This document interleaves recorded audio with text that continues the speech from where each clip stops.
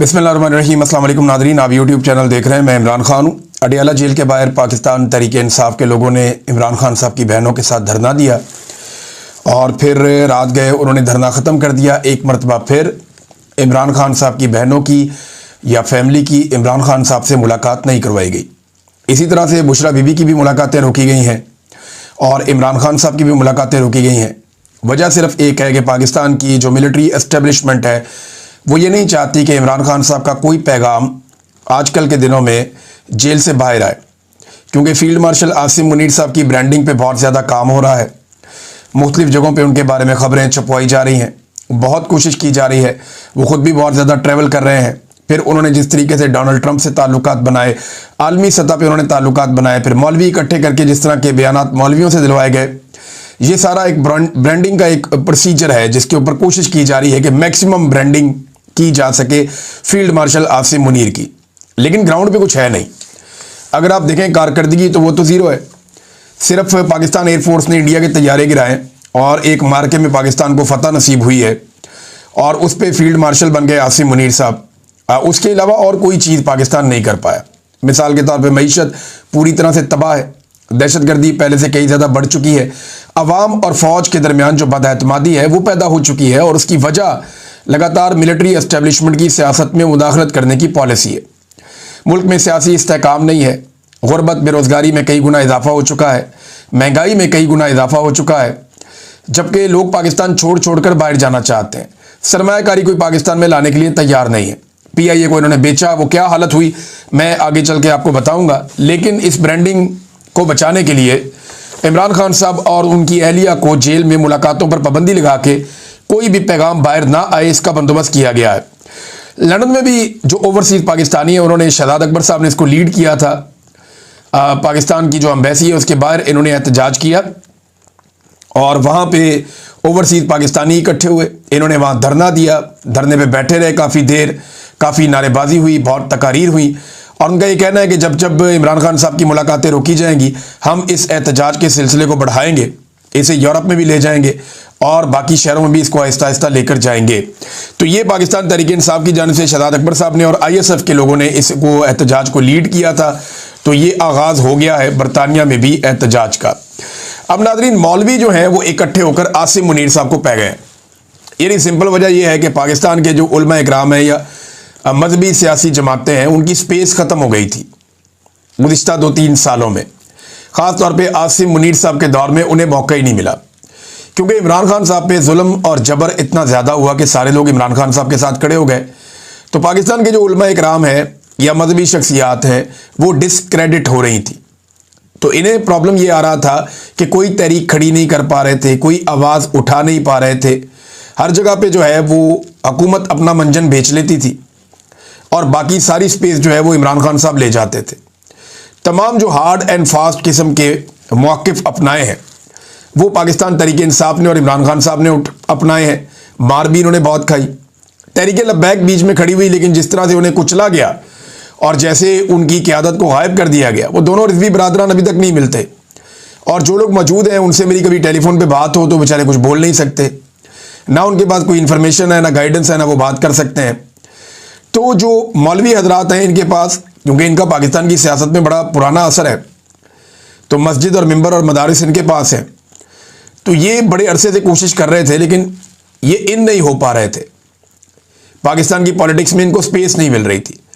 तो अभी आसिम मुनीर साहब ने कुछ इक़दाम किए जिनसे इन्हें स्पेस मिल गई और अब ये रल के फील्ड मार्शल आसिम मुनीर के खिलाफ खड़े हो गए। अब एक तरफ मौलवी खड़े हैं, उलमा इकराम खड़े हैं, जिनके साथ उनके फतवे, जिनके साथ शरीयत क्या कहती है, इस्लाम क्या कहता है, कुरान पाक क्या कहता है, वो ये मिसालें लेकर आ गए। दूसरी तरफ फील्ड मार्शल आसिम मुनीर साहब खड़े हैं जिनके पास डंडा है और ताकत है और इक़्तिदार है, ये चीज़ें उनके पास है। अब ये दोनों आमने सामने आकर इस वक्त खड़े हो गए।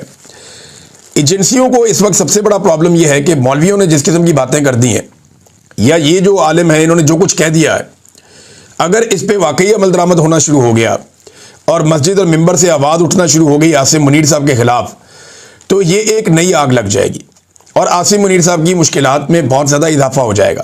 पहले ही उनकी ब्रांडिंग नहीं हो पा रही, पहले ही वो आवाम में मकबूल नहीं हो पा रहे, पहले ही वो कोई ऐसी चीज नहीं कर पा रहे जिससे पब्लिक के और इदारे के बीच में जो खलीज है वो कम हो सके, तो इससे तो खलीज और बढ़ जाएगी जब मस्जिद और मिंबर से भी उनके खिलाफ आवाज़ उठ जाएगी। तो अब जनाब जो उलमा इकराम ने ये स्पेस हासिल करने की कोशिश की है और जो बातें की हैं वो मैं आपके सामने रखता हूँ। नंबर एक तो उन्होंने इस्तिस्ना को गैर इस्लामी, गैर शरई और कुरान पाक के खिलाफ करार दे दिया। एक चीज़ आपने ये याद रखनी है। नंबर दो, इन्होंने कहा कि गजा में जो बैनुल अक़वामी इस्तेहकाम फोर्स या इंटरनेशनल स्टेबलाइजेशन फोर्स जो जा रही है उसका हिस्सा पाकिस्तानी फौज को बिल्कुल मत बनाए, ये उन्होंने मुतालबा कर दिया। नंबर तीन, मुरीदके में जो कुछ हुआ, जैसे वहां पे इंसानों को कुचला गया और जिस तरह लाशें छुपाई गई, जिस तरह जख्मी छुपाए गए, इस पे उन्होंने कहा कि रिजवी बरादरान कहाँ हैं, हमने उसके ऊपर क्या किया, ये भी उलमा ने मामला उठाया। नंबर चार, उलमा ने जोर दिया इस बात पे कि चार दीवारी से बाहर निकलें। जब हुकूमत बदमाश हो जाए तो हड़तालें और एहतजाज जायज़ होते हैं। नंबर पाँच, जिन मौलवियों ने या दरबारी मुल्लाओं ने जाके खुशामद की आसिम मुनीर साहब की और शहबाज शरीफ साहब की और जिन्होंने जूते पॉलिश किए, उनके बारे में ये कहा गया कि मदहा सरा किस्म के लोगों को इकट्ठा करके उनकी तायीद लेना हुक्मरानों के लिए मसला नहीं होता। तो उन मौलवियों को भी अपने से अलग कर दिया कि ये तो मदहा सराई करने वाले मौलवी हैं, कमर्शियल किस्म के मुल्ला हैं। तो ये गए और जाके उन्होंने तारीफ़ें कर दी, जो इनको बुलाया गया उन्होंने वो कर दिया। फिर जो एक ताहिर अशरफी ने बात की थी बैत लेने की कि वो आसिम मुनीर के हाथ पे बैत लेना चाहते हैं, 30 लाख उलमा और तलबा भी मेरे साथ हैं और हम बैत करते हैं आसिम मुनीर के हाथ पे, तो इस पे मौलवियों ने बहुत ठोका। ये ताहिर अशरफी साहब को उलमा इकराम ने चंगी भली क्लास ले ली उन्होंने, और उन्होंने कहा जी वहाँ ये नारे लगाना कि तमाम उलमा बैत के लिए तैयार हैं, ये बिल्कुल गलत है, ये लोग खलीफा इस्लाम बनकर बैत लेने नहीं आए। फिर एक और बात भी इसमें कही गई कि गैर मशरूत बैत सिर्फ रसूलुल्लाह सल्लल्लाहु अलैहि वसल्लम की हो सकती है। ये जनाब उलमा इकराम ने कहा। मैंने ताहिर अशरफी साहब को ये बात समझाई थी कि सरकारी मुलाजिम के हाथ पे बैत नहीं करते, सरकारी मुलाजिम के हाथ में तनख्वाह रखते हैं। जब वो अपना महीना मुकम्मल करता है तो उसके हाथ में तनख्वाह रखते हैं ताकि वो अपनी फैमिली का पेट पाले, उसके हाथ पे बैत नहीं की जाती, क्योंकि ये बेचारा रिटायर हो जाता है ना, फिर नया आ जाता है, फिर नया आ जाता है। फ़र्ज़ करें कल को कोई और ऐसा आर्मी चीफ आ जाता है जिसके अकायद आपसे नहीं मिलते, तो क्या आप उसके हाथ पे भी बैत कर लेंगे? ऐसे नहीं होता। सरकारी अफसरान को तनख्वाहें दी जाती हैं, उनके हाथों के ऊपर बैत नहीं की जाती। उलमा ने जोर दिया कि तहरीक के बगैर कोई चारा नहीं है, तमाम सूबाई दारुल-हुकूमतों से इसका आगाज़ किया जाए, वरना ये ख़तरा है कि ये कलमा का इनकार करके कुफरिस्तान का दावा कर देंगे। ये जनाब मौलाना एजाज मुस्तफ़ा साहब ने यह बात की है। फिर एक और आलम दीन उन्होंने कहा जी ऐसे काम ही ना करें जिससे आपको इस्तिस्ना लेना पड़े। जो इंपॉर्टेंट बात है ना जिस पे एस्टेब्लिशमेंट को मुसीबत पड़ गई है और एजेंसियां अब इसके पीछे पड़ गई हैं, वो ये है कि यहाँ से एक अनाउंसमेंट ये भी हुई कि जो उलमा इकराम मसाजिद में और मदारिस में मौजूद है, वो जुम्मे के खुतबे में 27वीं तरमीम के अंदर जो खराफात पैदा की गई हैं और जिन इश्यूज़ को हमने डिस्कस किया है, इन इश्यूज़ के ऊपर बात करें, अवाम को आगाही दें। यानी ये सारे उलमा इकराम ये कह रहे हैं कि असल आलम दीन हम हैं, वो ये कह रहे हैं कि उलमा के वारिस हम हैं, वो ये कह रहे हैं कि मदारिस, मसाजिद और हर जगह पे हम जो हैं हमारी नुमाइंदगी है। देखें ना, इसमें मुख्तलिफ मकातब फ़िक्र के उलमा इकराम थे, सिर्फ एक मकतबा फ़िक्र के नहीं थे। तो उन्होंने कहा जी असल नुमाइंदगी हमारी है, ये जिन दरबारी मौलवियों को बुलाया था उनका हमारे से कोई ताल्लुक नहीं है। तो एक तो हम डिसोन करते हैं जो कुछ वहाँ पे किया गया, दूसरा वो कह रहे हैं मसाजिद को और मदारिस को कि मिंबर पे बैठ के उलमा इकराम 27वीं आईनी तरमीम के खिलाफ आवाज़ उठाएं और वो ये बताएं कि जनाब क्या गलत हुआ। अब किन मामलात पे आवाज़ उठाई जाएगी? गजा में फ़ौज भेजने के हवाले से, ये जो ताहयात इस्तिस्ना है इसके हवाले से, जो जुल्म और ज़्यादती पाकिस्तान में हो रही है इसके हवाले से। तो अब उलमा इकराम को जो है वो आवाज़ उठानी पड़ेगी। अब मुसीबत ये पड़ गई है एजेंसियों को कि किस तरीके से इस तनकीद को रोका जाए, क्योंकि अगर एक जुम्मे में तनकीद हो गई ना और हर मस्जिद में इसकी रिकॉर्डिंग्स हो गई तो फिर ये सिलसिला रुकेगा नहीं। फिर आसिम मुनीर साहब ने जो एक मज़हब का पूरा एक अपने ऊपर, क्योंकि वो कहते हैं और कहलवाते हैं लोगों से कि मैं हाफ़िज़ कुरान हूँ, बार बार कुरान पाक पढ़ते भी हैं और बहुत इस्लामी मिसालें और अहादीस की मिसालें भी वो देते हैं, जो बड़ी अच्छी बात है, लेकिन उस पर अमल दरामद भी होना चाहिए ना। सबसे पहले तो खुद अमल दरामद करना चाहिए। दूसरों को आप कहें कि ये नहीं करना और खुद आप वो करें तो फिर तो लोग आपकी बात नहीं मानते। अल्लाह ताला कुरान पाक में कहते हैं तुम वो कहते ही क्यों हो जो तुम नहीं करते। तो अल्लाह रब्बुल इज़्ज़त भी इससे नाराज़ हो जाते हैं। तो ये अब अगर ये उलमा इकराम ये शुरू कर देते हैं तो बड़ी मुसीबत बन जाएगी। नाज़रीन, आपको याद होगा कि मैंने जिस दिन ये इस्तिस्ना वाला मामला हुआ था ना, उस दिन मैंने 2 बातें की थी, और मैंने पहले दिन ये 2 बातें की थी। लोग बहुत मायूस थे, मैं जिसको भी मिलता था पाकिस्तानी बहुत मायूस थे। मैं था इधर यूरोप में था, शायद जर्मनी में था उस वक्त में। बहुत सारे लोग मिले, बहुत मायूस थे, बेशुमार लोगों के टेलीफोन आए, बहुत मायूस थे। मैं बड़ा खुश था। मैंने वो वीलॉग भी अगर आप निकाल कर देखें उस वक्त, तो मैंने ये उस वक्त कहा था, और जो वहाँ मेरी 1-2 तकारीर हैं उनमें भी मैंने कहा था। नंबर 1 कि ये डर गए, यानी अगर कहीं पे कोई शक और शुबा बाकी था कि इमरान खान से ये डरते हैं, तो आज इस्तिस्ना लेने के बाद उसके ऊपर मोहर लगा दी कि वाकई में ये पाकिस्तान की आवाम से और इमरान खान से डरते हैं, इसीलिए इन्हें इस्तिस्ना लेना पड़ गया। नंबर 1 तो मैंने ये कहा था। मुझे आज बड़ी खुशी है, मुझे पता चल गया कि जिसके साथ फड्डा है पाकिस्तानियों का वो डरपोक है। नंबर 1। नंबर 2, मैंने उलमा इकराम से उसी दिन, पहले ही दिन ये रिक्वेस्ट की थी, क्योंकि मैं छोटा मोटा दीन का भी तालिब इल्म हूँ, थोड़ी बहुत कोशिश करता हूँ, थोड़ी बहुत, और बहुत बहुत ही छोटे लेवल के ऊपर अपने तौर पे। मैं आलिम दीन नहीं हूँ, बहुत ही कमज़ोर आदमी हूँ, बहुत छोटा सा तालिब इल्म हूँ मैं दीन का। तो वो जितनी मुझे समझ आई ना पहले दिन, वो यही आई कि ये इसकी कोई गुंजाइश नहीं हो सकती इस्लाम में। मैंने तब चंद मिसालें भी दी थी, और मैंने उलमा इकराम से ये दरख्वास्त की थी उस वक्त। ये 2 महीने होने वाले इस बात को, जब मैंने ये रिक्वेस्ट की थी, लगभग 1.5-2 माह हो गए। मैंने उस वक्त ये रिक्वेस्ट की थी कि जनाब, क्या ये शरीयत और इस्लाम के नुक्ता नज़र से जायज़ है इस्तिस्ना लेना? तो उलमा इकराम ने बड़ी लंबी खामोशी इख्तियार की। बहरहाल सबसे पहले मुझे अच्छी तरह याद है इस पे स्टेटमेंट मुफ्ती तकी उस्मानी साहब को और फिर आहिस्ता आहिस्ता बाकी लोगों का आया था। तो अब बड़ा खुल के उलमा इकराम इसके ऊपर बोले, तो बड़ी अच्छी बात यह है। 2 चीज़ों का मैंने रिक्वेस्ट की थी, उसी वक्त बता दिया था। एक मैंने कहा था कि खौफ अब दिखाई देना शुरू हो गया है, ये इस्तिस्ना ये कहानी सुना रहा है। दूसरा मैंने कहा था कि ये इस्लाम के मुताबिक नहीं है, और आज उलमा इकराम ने उसके ऊपर मोहर लगा दी कि वाकई ये गैर इस्लामी है। नादरीन, ये तो हो गया मौलवियों का मामला। एजेंसियों को मुसीबत पड़ी हुई है, मौलवियों को रोके कैसे? लेकिन हैरत अंगेज तौर पे ताहिर अशरफी के लिए लड़कियों के कुछ अकाउंट्स एक्टिव हो गए। ये अकाउंट्स आप देखें लड़कियों के, ये अकाउंट्स जो है ना, ये वैसे नॉर्मली पाकिस्तान की एस्टेब्लिशमेंट के लिए एक्टिव होते थे, लेकिन अब ये लड़कियों के अकाउंट्स ताहिर अशरफी के लिए एक्टिव हो गए। मैं हैरान हो रहा हूँ कि ताहिर अशरफी साहब का इतना फ़ैन फॉलोइंग ख़वातीन में भी है। एक सुमेरा खान है, इन्होंने ट्वीट किया उनके हक़ में। एक अरूज खान है, इन्होंने ट्वीट किया। एक कशमाला मुराद हैं, फिर एक और डॉक्टर इरम खान हैं, और बहुत सारी हैं। मतलब किस किस का मैं आपको नाम बताऊं, बहुत सारे फेक भी हैं बीच में ना। उम्मे हरीम भी आपको याद है एक हुआ करती थी, एक अमार सुलंगी भी हुआ करता था। तो बस ये सारे आते हैं और जाते हैं, एजेंसियां इस किस्म की कार्रवाइयाँ डालती रहती हैं। बहरहाल ताहिर अशरफी साहब की हक के अंदर लोग आने की कोशिश कर रहे हैं, लेकिन आ नहीं पा रहे ना।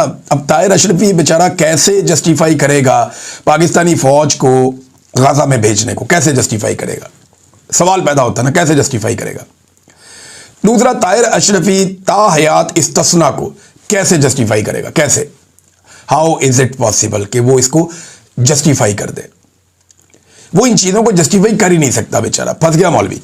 और अब वो यानी इसलिए कहते हैं ना कि एक लिमिट के अंदर आदमी को रहना चाहिए, ज़्यादा जूते पॉलिश नहीं करने चाहिए। अब Nadreen, army chief field marshal ने इनकी एक और वीडियो जारी करवाई गई लीबिया से।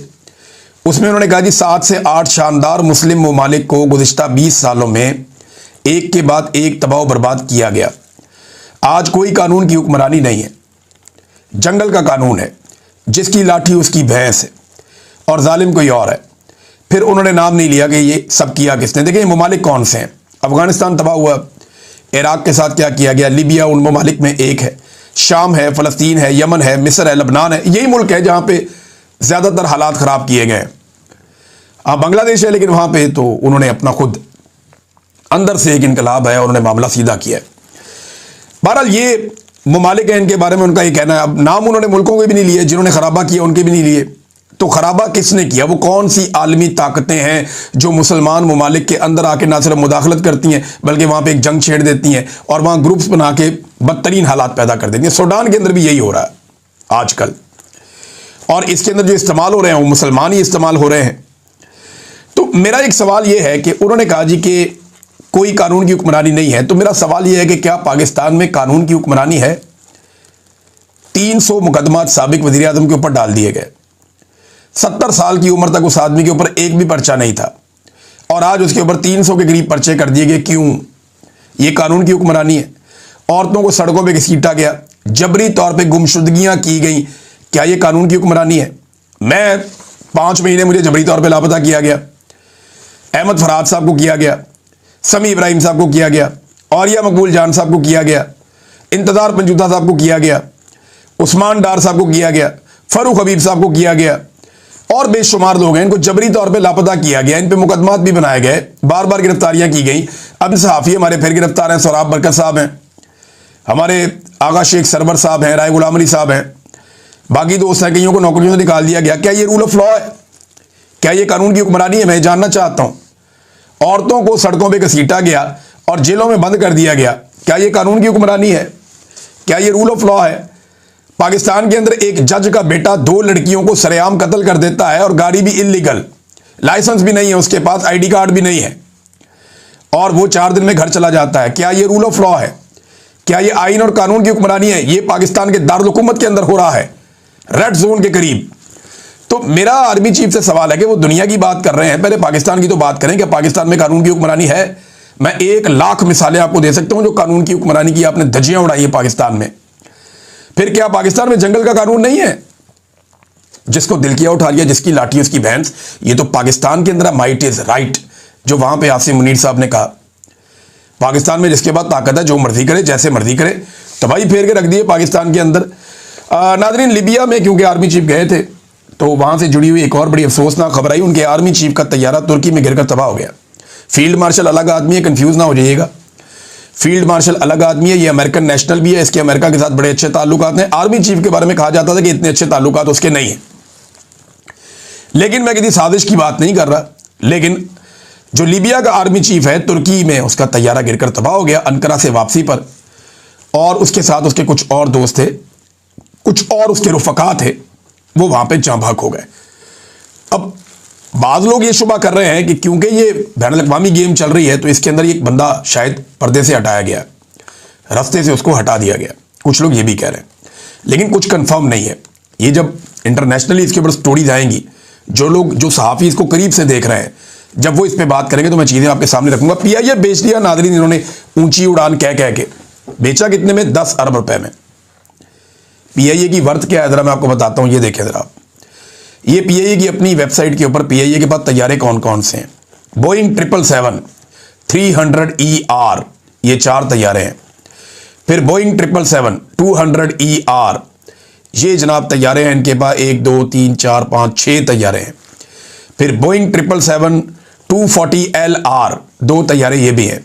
फिर एयरबस, ये बहुत बड़ी कंपनी है, बोइंग के बाद दुनिया की बहुत बड़ी कंपनी है ये भी, इसके लगभग 15 तैयारे पाकिस्तान के पास हैं।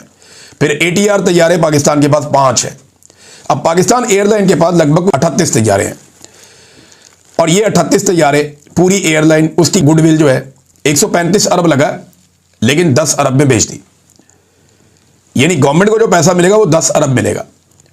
बाकी जो 125 अरब है, जो 92.75% बनता है, 92.5% जो बाकी की अमाउंट है, वो अमाउंट उन्हीं के पास रहेगी जिन्होंने खरीदा है, और वो उस पैसे को अपनी नई कंपनी यानी PIA के ऊपर खर्च करेंगे और उसको बेहतर बनाएंगे।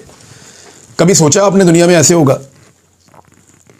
यानी एक इतनी बड़ी एयरलाइन बेच दी जिसकी गुडविल ही खरबों में होनी चाहिए, उसको 135 अरब में बेच दिया, और हुकूमत को क्या मिला? सिर्फ 7.5%, 10 अरब। बाकी सारा पैसा जो खरीदार है उनके पास ही रहेगा, वो जितना चाहेंगे जब चाहेंगे इसी एयरलाइन के ऊपर लगाएंगे, एंजॉय करेंगे।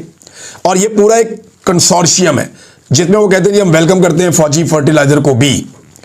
अब सवाल ये पैदा होता है कि 38 तैयारे, आपको पता है जो बोइंग का एक तैयारा है ना, एक नया तैयारा अगर आप बोइंग का ले लें या एयरबस कंपनी का आप एक नया तैयारा ले लें, उससे कम कीमत में इन्होंने पूरी एयरलाइन ही बेच दी। 38 तैयारों वाली एयरलाइन एक नए तैयारे की कीमत से कम में बेच दी। Simple is that. और इंटरेस्टिंग बात आपको एक और बताता हूं, जितने वाजिबात PIA के जिम्मे हैं वो सारे के सारे वाजिबात भी हुकूमत अदा करेगी। सेल टैक्स वो भी माफ कर दिया, और उसके अलावा 1 साल के बाद ये जितने मुलाजमीन है सारे के सारे हुकूमत अपने खाते डाल लेगी। और 1 साल के बाद इनकी तनख्वाहें और इनकी पेंशन ये हुकूमत के जिम्मे आ जाएगी। यानी एयरलाइन दे दी, एयरलाइन का सारा बोझ अपने ऊपर ले लिया। एयरलाइन की सारी मुनाफा बख्श चीजें बेचनी कितने में? 10 अरब रुपए में। अगर इस तरह बेचनी थी ना तो दुनिया के बेशुमार लोग इसको खरीदने के लिए आ जाते। क्या इन्होंने सौदा किया है और इन्होंने मिलकर ना आपस में बंदर बांट कर लिए, मुझे तो ऐसा दिखाई दे रहा है। पूरी दुनिया इस सौदे के ऊपर हैरान हो रही है कि इस किस्म का सौदा कौन करता है। यानी जितने में पीआईए बेची है इससे ज्यादा पैसों की तो फायरवॉल लगा ली थी पाकिस्तान में। जितने में पीआईए बेच दी इतने की तो सड़क एक बनती है पाकिस्तान में। भाई जितने की पीआईए बेच दी है इतने की तो बस कंपनी नहीं बनती। पूरी की पूरी पीआईए उठा के बेच दी और वो पैसा उन्हीं के पास रहेगा। वो जब चाहेंगे इस्तेमाल करेंगे, जितना चाहेंगे इस्तेमाल करेंगे, और 90 दिन के अंदर अगर वो चाहें तो बाकी बचा हुआ 25% पीआईए भी खरीद सकते हैं। ये सौदा किया है इन्होंने। ऊंची उड़ान, फिर ऐसी ही ऊंची उड़ान का आप लोगों की बेड़ा गर्क किया अपने पाकिस्तान की इकोनॉमी का।